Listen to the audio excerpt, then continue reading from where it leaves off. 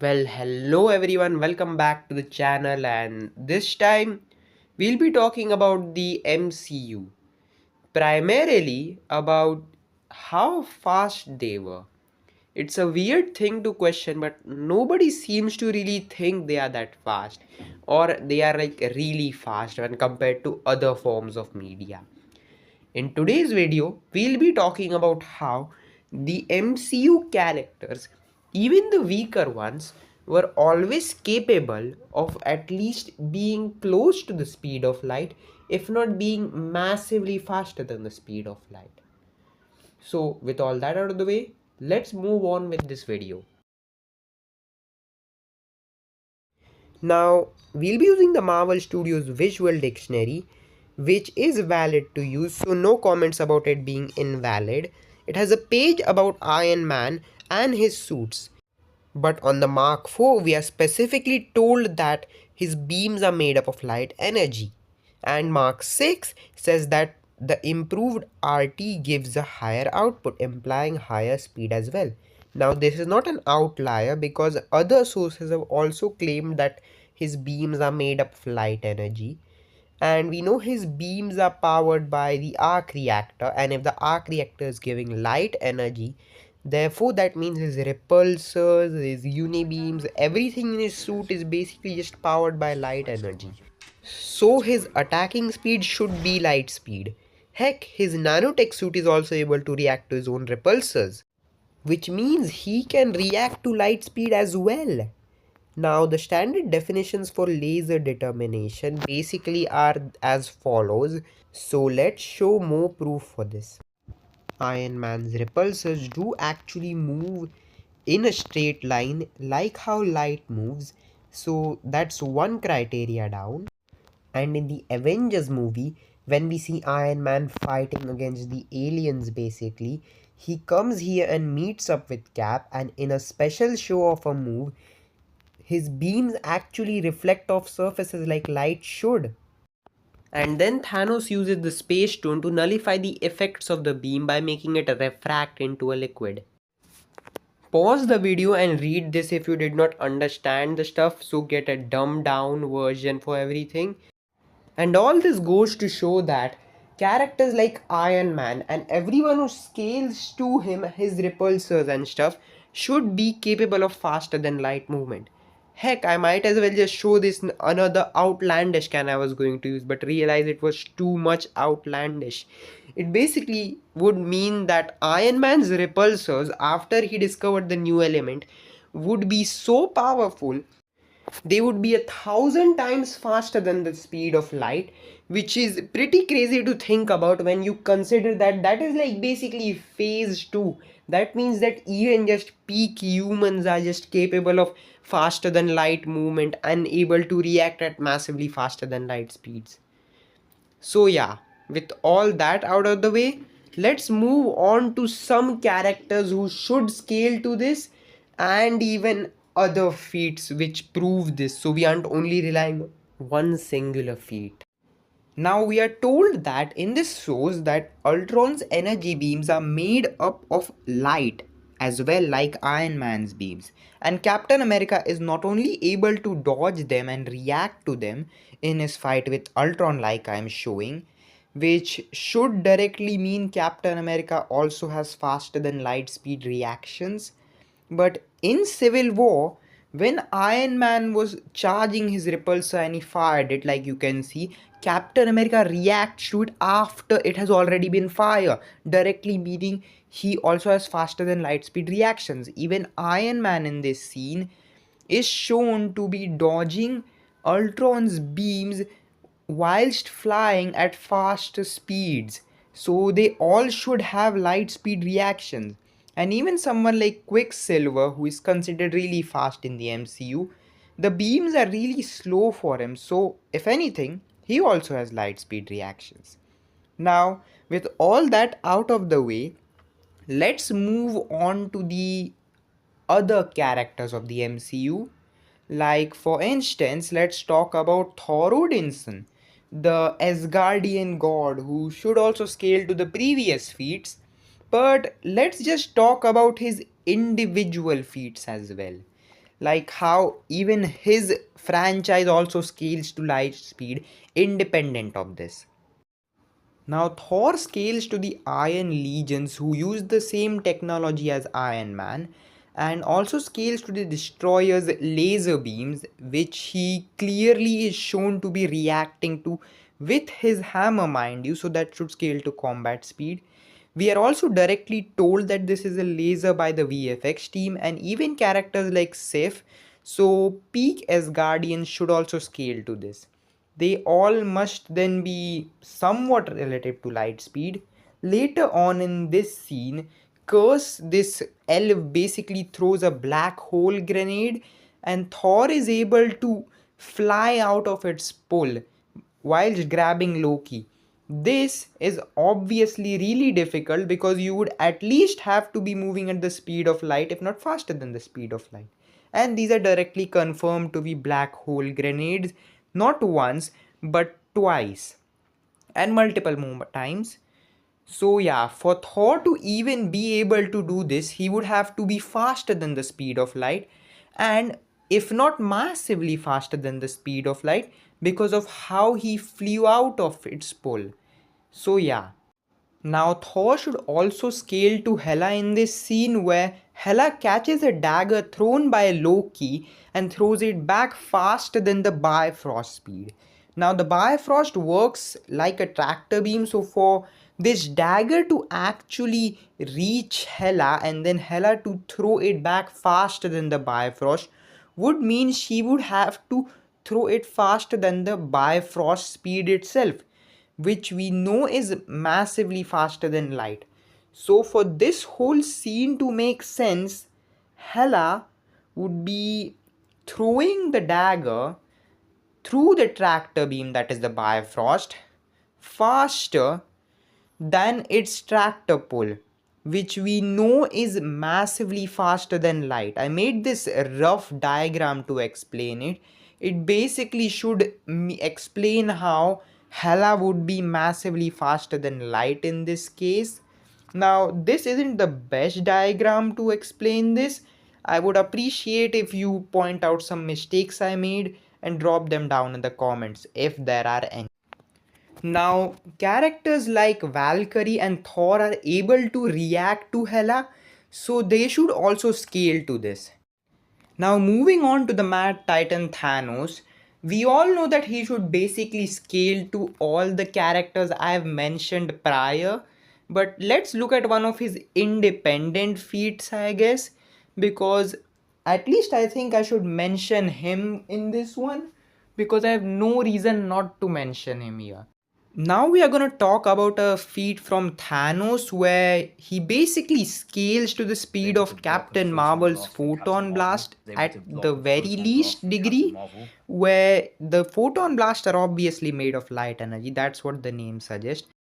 Now to find out how fast the photon blast actually was, we can look at this feat where her attack lands on a Skrull in under a nanosecond or around a nanosecond. Now this would normally be 333 times faster than the speed of light, and this is actually a low ball if anything, because in the Captain Marvel movie, which I know a lot of people won't be rewatching or trying to remember, so I just found the scene. In this scene basically, when Captain Marvel is inside her head, she basically fights the main Kree hive mind and is able to break the device that dampens her power, that weakens her powers, which would also affect the speed of her photon blast, obviously. So once she's broken the power dampener, she should realistically be able to fight even faster. Now, Thanos was able to react to a faster Captain Marvel, so if anything, he and everyone who scales to him should be realistically FTL plus 2 massively faster than light as well, if we go by Captain Marvel's travel speed or flight speed in general. Now, of course, even someone like Scarlet Witch can scale to this, because she is able to keep up with a variant of Captain Marvel who should realistically have at least around the same level of attack speed, in terms of power, because both of them are still firing photon blasts, I guess. And even then, if anything, this should be faster than light at the very least. Now, that you can scale the sorcerers of this, but for the lower tier characters like the Spider-Man, for example, you can basically use the Amazing Spider-Man movie, basically Electro's attacks, which basically Andrew Spider-Man can stagger lightning in a sense, and even the electricity attacks are described to be capable of moving at the speed of light, and the lowest is like 50%, which would be relativistic. Now we of course know that in the No Way Home movie, Electro gets the arc reactor to power himself even further, which should also increase his speed, similar to Iron Man's reactor made his repulsor blast faster than light, and they got stronger as his suit progressed. Similarly, this arc reactor, or even this older version, should basically have faster than light speeds for attacking. And Andrew Garfield Spider-Man, basically all the Spider-Man should scale to him because they can dodge him at times and even react to him easily. So this should all make them, and everyone who scales to them, capable of moving at faster than light speeds with ease. So yeah, now that we have done that out of the way, and you can basically scale most characters of them like the Avengers and stuff, but like now let's move on to something like the Eternals, for example.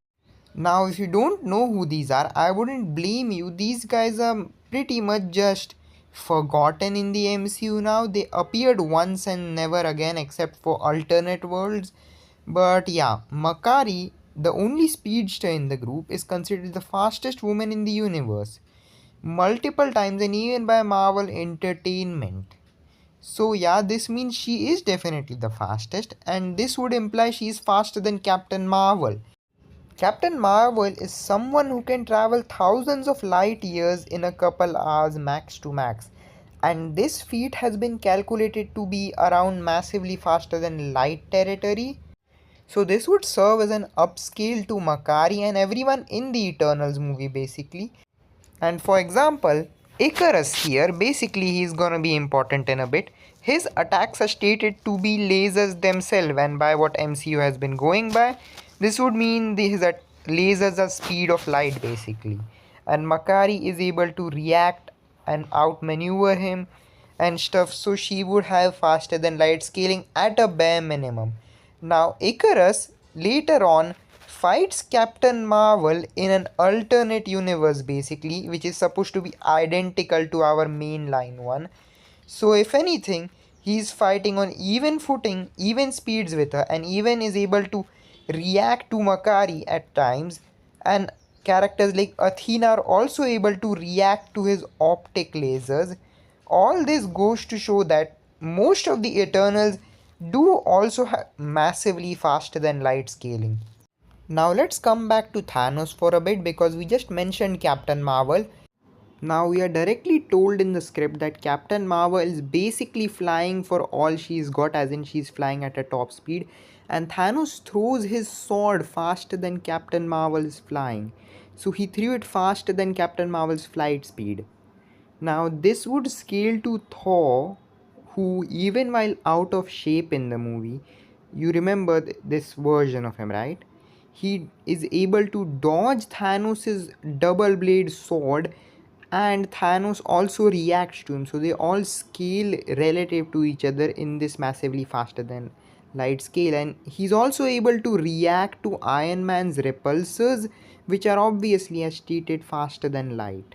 So, yeah, we can conclude that everyone in the MCU is basically faster than light at this point. But now let's move on to What If 2. Now it's obviously stated that it is canon, so I'll use this too. So Icarus being relative to Captain Marvel in terms of their combat speed should be canon. Captain Marvel being relative to pre-awakening Thor should also mean that they are all massively faster than light too. and the Bifrost appeared slow compared to them, so this adds more credit to massively faster than light scaling. Even someone like Infinity Hulk, for example, he was moving so fast he appeared in two places at once. This is baseline faster than light, but because this is dependent on their perception, this would be massively faster than light, not just faster than light. And then we have Infinity Ultron, who is arguably much stronger and faster and better at using the powers of the stone. And yeah, so he should be fast anyway, but the feat of him eating a galaxy is calculated to be massively faster than light as well. And that isn't the only feat. When he tries to destroy the galaxy, it's also calculated to be massively faster than light. So even Infinity Ultron has massively faster than light scaling. Now, with all of this, you can basically get anyone in the MCU to be like faster than light, but let's go a step further and even mention the sorcerers in the MCU. Now, their scaling is a bit more questionable because we can still chain scale them, but their scaling just feels a bit off because their feats are less normal. Like Ancient One perceives lightning as slow here, which is supposed to be 3 times faster than light. And then there is stuff like Doctor Strange, who basically hit the time stone between stars according to some scans, which is also calculated to be faster than light. And then there is stuff like the Ancient One, where she sent Strange's astral form, or I guess soul, to dumb things down, uh, out of the planet and then made it travel the multiverse. We can sort of imply this because we see stars, planets, and other dimensions and stuff like that in this, and he's traveling through them. So technically, you can argue that he's doing that. This is more questionable, I guess, but sure, this can be used to say that the sorcerers also have massively faster than light scaling too. Now, aside from that, there is also the Dormammu related scaling. Now, Dormammu is basically stated to be from a dimension where time does not exist, where time is just non existent. And so this would mean he has inaccessible or infinite speed, I guess. And Doctor Strange is able to react to him, so this would also mean they also have inaccessible speed. Later on, when we see characters such as Doctor Strange use the Time Stone, and not just Doctor Strange, basically anyone, they have been shown to reverse time. Now, some people like to say that this means that with the stones, characters such as Doctor Strange and even Infinity Ultron should be capable of having immeasurable speed because of the Time Stone. So, speed becomes irrelevant in a debate, but like, let's just see this. Now, sure, you could argue that, oh, Doctor Strange doesn't scale to the full power of the Time Stone or something, or even Infinity Ultron, but for that matter. But now, while all this is happening, just a reminder, Caecilius and his goons, I guess, are able to resist the time reversal due to the powers of Dormammu, who exist in a timeless dimension. So they basically resist time reversal and are able to fight Doctor Strange and Mordo while time is being reversed without the help of the time store or anything. This should also mean inaccessible speed as well. So yeah. Moving on, we also have some characters like from the Loki series, for example, like Alioth here, who, if you don't know, is basically just a creature who exists at the end of time. And yeah, that's outside the time, I guess, so that should also mean inaccessible speed. He Who Remains also exists there. So He Who Remains and Alioth should also have inaccessible speed. Even God of Stories Loki should scale to this. And like, I guess because the other Loki variants are also able to move there, they should also have inaccessible speed. This is a bit weird and a stretch, but yeah, that is possible. And then we also have the Watcher, who exists outside the natural flow of time. So he should also have inaccessible speed, I guess, and this also extends to Infinity Ultron. Now, an honorable mention I'll give is the Celestials and the Dark Elves, because They existed before the universe existed, so before time in the universe existed, which should also mean inaccessible speed for them too. Now, I will mention this one last thing, that is Quicksilver dying to bullets. Now, his powers are only super speed. He doesn't have super strength or super stamina. So, later on in the fight, we see him like tired. He's panting. He's never been in a long, lengthy battle in the movie before. So, in scenes like this, we are clearly shown that his stamina is giving out slowly. So later on, when we see in the climax where he dies to bullets, that's not because he's actually somehow at his top speed slower than bullets. That's because Quicksilver's stamina gave out. He was no longer running at his top speeds. This was like his last movement basically. He pushed himself to his limits and then died. And that is why the MCU is not slower than the speed of light. Now that we have covered all this and even mentioned the Quicksilver anti-feat, I guess this should be a good point to end the video. Of course, there are more feats and more characters I could mention, but of course, I'm not going to mention every single feat in the MCU. You can just chain scale everyone of everyone now with all I have established. Almost everyone in the MCU is faster than light, and then some of the characters in the MCU, if not most of them, are massively faster than light. With a few exceptions, such as higher dimensional beings or just straight up godlike characters having inaccessible speed. Now that is where we'll end off this video. Hope you guys enjoyed it. Please leave a like, share and subscribe, and I'll see you guys in the next one. Hope you enjoyed and have a nice day ahead. Bye bye.